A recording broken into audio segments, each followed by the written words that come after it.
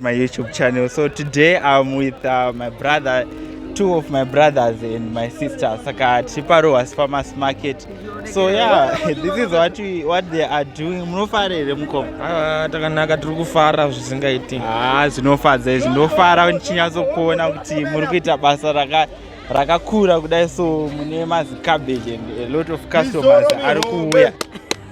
Zvinhu zvinofadza chose. Saka makabeji aya anoita mari iri wani. Iri because nezvi tarapa dhora zvaro takamhenge takarisa padhora 50.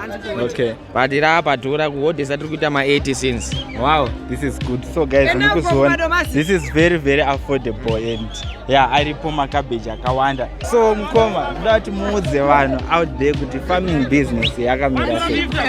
Farming business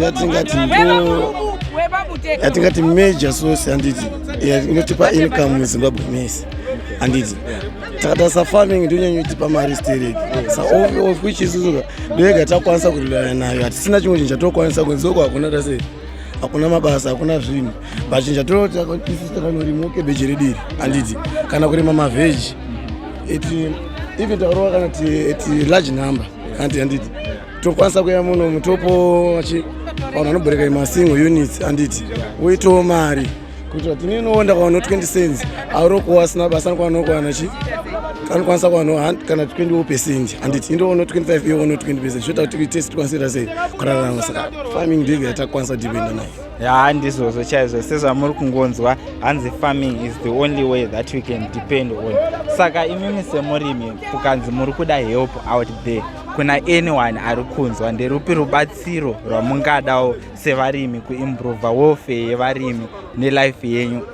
Isusu rubatsiro rwatingada nditi rubatsiro rwema inputs handiti because kuti izvo ndakada kutora mari kuti ndikati ndida kunotora cabbage kana ndida kunotenga maseeds handiti panoda inonzi capital handiti of which ndisina capital that time iyoyo handiti saka panenge pachidochi capital, at least little capital yekuti ndakakwanisa kutenga fertilizer, ndakatenga mishonga handiti ndakwanisa kunoita seko, ndakwanisa kunorima handiti ndozva vanhu up to kuti ndinoita kuti ndikwanise kurarama nevamwe ndishare pamwe chete sewe nation yedu yese. Okay. Ndinotenda zvikuru. Saka kuti muzobudirira muri kunyatsokuita sei, because farming business is a very hard business and difficult. Saka what are you really doing kuti zvinyatsokufamba?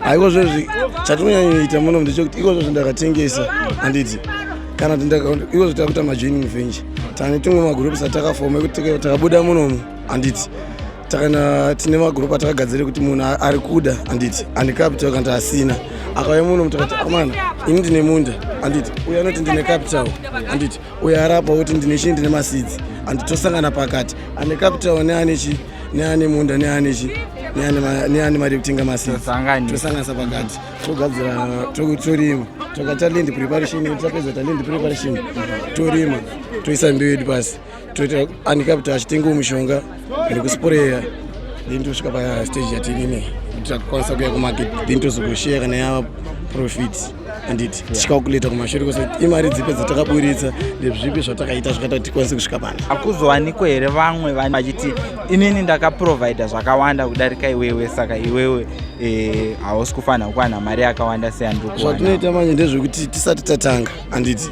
toveka kuti isusu land yedu yakakura sei uye inopinda maseeds akawanda sei, pangade mari zvinoita toaverage kuti munhu wese tikwanise kuita sei, tikwanise kubalansana. Tisatanisa before we go any fed totanga tagara pasi todrowa todraft kuti pane land yedu ingade maseeds akawanda sei, inoda fertilizer yakawanda sei handiti of which mvura inenge iripo inoda maresources ndiyatinge tichiweka panguva iyoyo tisatatanga business.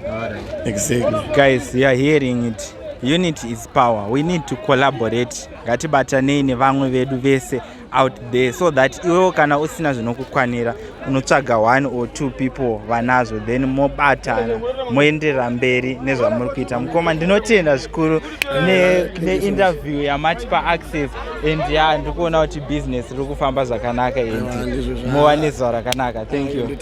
All right, sharp.